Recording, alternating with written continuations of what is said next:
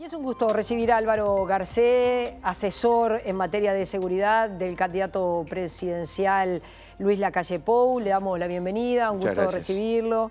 Se ha dado esta particularidad en esta campaña, ¿no? Donde los candidatos se presentan con sus asesores. Creo que es como una señal de, bueno, esta es la gente, este es mi equipo, con esta gente es con la que voy a llegar al gobierno para que después... Este tema es importante. Este tema es importante. Hay que dar soluciones, sí. Exactamente, es así. Fórmula que al Frente Amplio en economía le dio buenos resultados. Recordemos Tabaré Vázquez con Danilo Astori y el propio Mujica también diciendo, bueno, la economía va a ir por acá, ¿no? Sí. Algo de eso. Pero ahí, Ana María, hay un cambio en esta campaña. A ver. Te lo señalaba bien. Antes era el equipo económico, ahora son todos los equipos. Exactamente, es verdad. Y cada vez, bueno, hay estudios. Mi hermano Adolfo ha hecho un muy buen trabajo sobre técnicos y política. Este es un buen momento desde ese punto de vista, es decir, cómo el saber técnico está en sintonía con lo político. Más allá de los partidos hay evidentemente una consideración. En particular, yo puedo decir que me siento muy a gusto trabajando con Lacalle Pou porque él lidera desde lo político, escucha a los técnicos y de alguna manera existe una sintonía también entre los técnicos. Y eso es muy importante. Eso es fundamental. Álvaro, desde el Partido Nacional se tiene obviamente una visión crítica de lo que es el estado de situación de la criminalidad en Uruguay, del incremento de los delitos, de los cambios que ha tenido el delito en el Uruguay. ¿Y qué hacer con esta realidad para que uno dice, bueno, son cosas complejas como para decir, si el Partido Nacional llega, ¿cuáles son las primeras señales de que se va a hacer algo diferente? La preocupación tiene su razón de ser en la existencia de una crisis que es real, que no es sensación térmica y que es además la peor de toda la historia. Vamos a tomar el indicador de delito por excelencia, que es el homicidio, donde no hay cifra oculta, a diferencia de los hurtos, las rapiñas, el abigeato, que se pueden contabilizar en la medida que sean denunciados. El homicidio es el indicador típico, porque es el delito más grave, porque afecta el bien más valioso, pero además porque siempre llega a conocimiento. Uruguay duplicó la tasa de homicidios entre 2005 y 2019. A veces, desde el Ministerio del Interior se dice, nos va mal porque a la región y al mundo le va peor. Y eso es falso. En los últimos años Argentina disminuyó la tasa de homicidios. En el caso de Chile, si bien no la disminuyó, la mantiene en alrededor de 3 homicidios cada 100.000 habitantes. Argentina la bajó de 6 homicidios cada 100.000 a 5 y nosotros nos fuimos de entre 6 y 7 a más de 10, 12 concretamente, 12 cada 100.000, lo cual constituye un nivel epidémico. Entonces, es una crisis muy importante. El próximo gobierno, sea del partido que sea, va a tener que meterle a fondo el tema de la inseguridad. En nuestro caso hemos creado un programa completo, son 120 medidas que refieren a las 3 grandes áreas de la gestión de la seguridad. La prevención del delito, la represión del delito y la gestión de la privación de libertad. ¿Cuáles son las principales medidas o las primeras señales? No es lo mismo. Las primeras señales irán en la línea de marcar un cambio que posiciona a la policía dentro, naturalmente, de la Constitución y de la ley, con todas las facultades para enfrentar a la delincuencia, particularmente la delincuencia organizada, mientras comienzan a trabajarse las políticas de la prevención social del delito, que son indispensables, pero que generan efectos a mediano plazo. Por lo tanto, lo primero será respaldar a la policía políticamente, jurídicamente, con cambios en la legislación, en el Código Penal, en la Ley de Procedimiento Policial, en la Ley Orgánica Policial, cambios... ¿Por qué hoy la policía no está respaldada a criterio del Partido Nacional? Yo diría que no es solo a criterio del Partido Nacional, sino desde lo que informan los propios funcionarios policiales. Nos han planteado a lo largo y ancho del país que no se sienten ni comprendidos ni respaldados por la conducción política y eso lo han manifestado en todos los niveles. ¿Por qué? Yo diría que allí hay una línea que no está, desde el Ministerio del Interior, no está en sintonía con la policía. Esa es la razón por la cual los funcionarios no se han sentido respaldados y nos dan ejemplos concretos. Señalan que tienen muchas veces la duda en el momento de utilizar la fuerza o no, consideran que una vez después de hacerlo, tienen que prácticamente que demostrar la inocencia. Es como si en la práctica se invirtiera la presunción, que deja de ser presunción de inocencia y se transforma en presunción de culpabilidad. Y nosotros lo que queremos darle a la policía es una señal de respaldo. La policía tiene una buena razón para no sentirse respaldada. Hay 1.200 familias policiales que viven en zonas rojas, en asentamientos, y no se han tomado las medidas como para evitar que estén conviviendo con aquellos que los amenazan, los insultan, los atacan. Ahí hay una señal muy concreta. Es evidente que en estos años el salario de los policías creció. Yo lo escuchaba a actores de gobierno decir, bueno, cuando llegamos al gobierno ganaban 5.000 pesos por mes, hoy ganan 38. Es evidente que un piso de 38.000 pesos es un sueldo de cualquier manera muy bajo, pero también uno se pregunta, ¿cuánto puede llevar al Partido Nacional a poder dar una solución de decir, bueno, esos 1.200 policías con sus familias que hoy viven en asentamientos no pueden seguir viviendo allí? No pueden, es inadmisible, sí, no va a ser de marzo para abril. Ahora, el incremento salarial es cierto, la tecnificación de la policía también. Ahora, yo creo que hay que situar bien el origen de esto. Aquí hubo un acuerdo político en el año 2010, la Interpartidaria de Seguridad Pública, participaron los 4 partidos con representación en el Parlamento en ese momento, por lo tanto, cuando desde el Poder Ejecutivo se dice nosotros mejoramos el salario policial, lo mejoró el Poder Ejecutivo en cumplimiento de los recursos, en la asignación de los recursos que le dio el Parlamento por medio de un acuerdo político, y era indispensable hacerlo. Ahora, yo diría que será necesario otra vez un acuerdo político en materia de seguridad.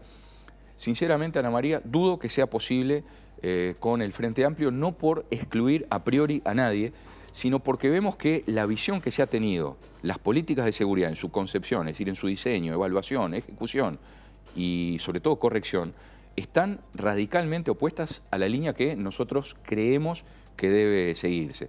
En los últimos días ha habido un cambio que yo diría es más discursivo que real, donde los voceros en seguridad de Martínez y el propio candidato del Frente han dicho que quieren volver a respaldar a las comisarías, respaldar a la policía, ejercer la autoridad. Y eso es lo que nosotros hemos sostenido durante los últimos 5 años. Quizá lo preocupante, uno escucha, a ver, el tema de el delito. Desde el año 85 no para de crecer. Ahora sí, el crecimiento ha sido acelerado. Exponencial, exponencial. Es decir, es verdad que hay una curva de incremento del delito, que en algún momento tuvo alguna meseta, en algún momento leve un retroceso, pero nunca se dio en la historia del país, no solo desde el 85 en adelante, nunca se dio en la historia del país que se multiplicaran por 4 las rapiñas en 15 años, se duplicaran los homicidios. En el caso concreto de las rapiñas, recordemos, hubo una promesa en 2014, a esta altura de la campaña, 5 años atrás, el candidato, hoy presidente, decía vamos a reducir los hurtos y las rapiñas un 30%. Si así hubiese sido, hoy las rapiñas tendrían que ser 14.000, porque en aquel momento había 20.000 rapiñas y estábamos todos diciendo qué barbaridad, se va a llegar al récord de 20.000 rapiñas. No van a ser 14.000 ni 15.000, van a ser 30.000 las denunciadas más las que no se denuncian. Pero además, aquella promesa de las 14.000 rapiñas significaba en los hechos decir, vamos a cerrar el próximo gobierno con el doble de las rapiñas que existían en el año 2005. Es decir, no era tampoco una gran solución, pero además se incumplió. Entonces, yo apunto a esto. Hay una cuestión de legitimidad. Hoy, el discurso del candidato del Frente parece estar más alineado con las propuestas de la oposición. La pregunta es, ¿a quién creerle? ¿A quién creerle si aparentemente hay una coincidencia en que las comisarías son fundamentales, que hay que apoyar a la policía, que hay que ejercer la autoridad legítima del Estado? Yo creo que, en todo caso, la legitimidad la tienen aquellos que han señalado repetidamente el fracaso de las políticas de seguridad y sus resultados.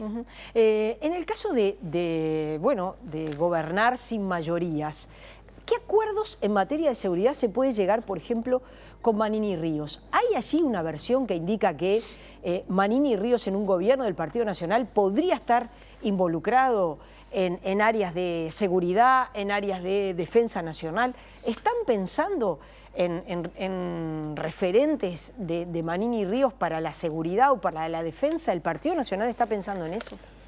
Yo puedo dar una respuesta desde el punto de vista de las coincidencias técnicas que puede haber entre las propuestas de los distintos partidos. Y allí asoman algunas, con el Partido Colorado, con el Partido Independiente, con Cabildo Abierto, con el Partido de la Gente por lo menos, con el PERI, diría también en algún caso, hay una idea muy clara del respaldo a la policía, de una nueva distribución de los efectivos policiales. Uruguay es el país de América Latina que tiene la mayor tasa de efectivos policiales y al mismo tiempo las comisarías están vacías. Entonces, hay evidentemente una cuestión de liderazgo, de distribución, de gestión de los recursos. Concretamente, en el caso de Cabildo Abierto se ha señalado como una de las coincidencias la construcción de una cárcel de alta seguridad.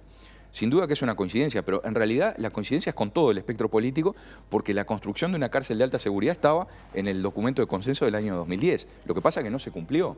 Entonces, yo diría que hay cuestiones que tienen que ver con los cambios legislativos, con los cambios en el relacionamiento entre el Ministerio del Interior y la policía, que tienen que ver con la vivienda policial, que tienen que ver con el salario de la misma, con la tecnificación, con la formación y la capacitación, donde asoman, por lo menos en los partidos de oposición, coincidencias que se pueden perfilar en una tarde, que se pueden pulir en una tarde.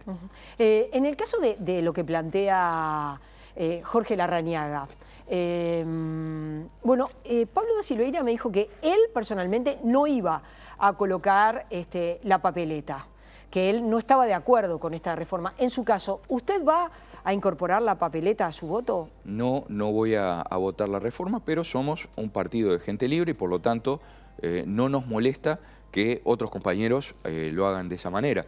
La cuestión es que en lo personal comparto el objetivo vivir sin miedo, comparto el análisis que llevó a una campaña de esa naturaleza, es decir, la admisión de la existencia de una crisis de seguridad, pero entiendo que con los efectivos policiales que tiene el país, con el presupuesto asignado al Ministerio del Interior, si la policía es bien liderada, si la política de seguridad está bien encaminada y es bien gestionada, sin duda están los medios dados como para enfrentar el delito en el plano de la prevención y la represión, de modo que no sería necesario involucrar más al Ministerio de Defensa en tareas de seguridad interna. Y digo involucrar más porque es notorio que en la gestión del sistema carcelario el Ministerio de Defensa cumple un papel, yo diría, esencial e imprescindible, que es la gestión de la seguridad externa.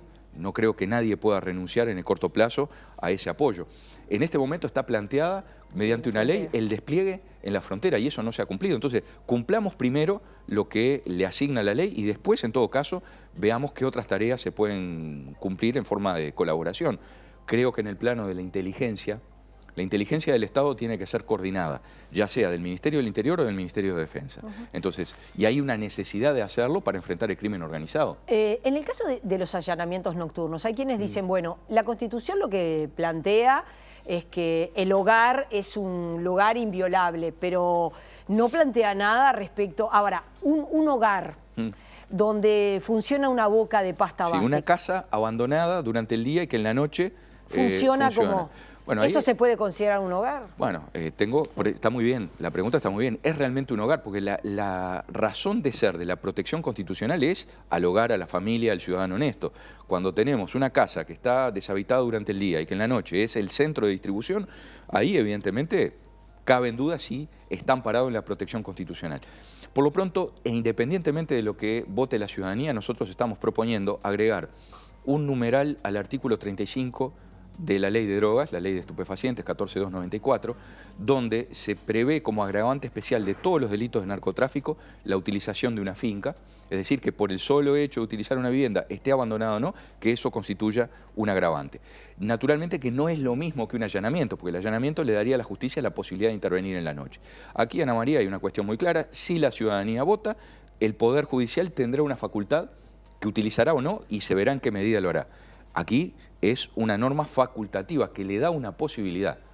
Con respecto a otras aristas de la reforma, bueno, si sale aprobada, habrá que pensar en cómo implementarla. Aquí simplemente es una norma facultativa, que se verá cómo la utiliza el Poder Judicial. Me consta que el candidato Lacalle Pou e incluso la candidata vice Beatriz Argimón han insistido con el tema de darles los recursos para implementar la ley que atiende el problema tan grave que estamos viviendo y que está tan candente como es el de los feminicidios. Tienen que tener los recursos. Sin duda. Sin duda. Y allí me alegra notar algunas coincidencias que van más allá de los partidos, porque en general todos han dicho hay que darle a esa ley, la 19.580, los recursos como para que sea algo más que una buena expresión de deseos. El Ministerio del Interior tiene un buen presupuesto, es decir, que independientemente de la asignación de recursos para la implementación de esa ley, hoy hay recursos que deberían ser priorizados, por ejemplo, a la duplicación, entendemos nosotros, de las tobilleras. Hay 700 equipos, bueno, deberían ser por lo menos el doble. Es una cuestión de prioridades. ¿Que es costosa esa tecnología? Sí, lo sabemos cuánto sale. Pero dentro del presupuesto del Ministerio del Interior los recursos están. Tal vez haya otras cuestiones en las que hoy se está gastando y que no sean tan importantes como lo es esta. ¿Le gusta el término violencia machista? ¿O prefiere que se diga, bueno, la violencia es violencia machista no? Yo diría, me siento en todo caso más próximo a la definición de violencia de género, violencia doméstica en otros casos. Me parece que hay formas de violencia que trascienden el machismo. El machismo es una forma de violencia, sin duda, pero es una de las formas de violencia.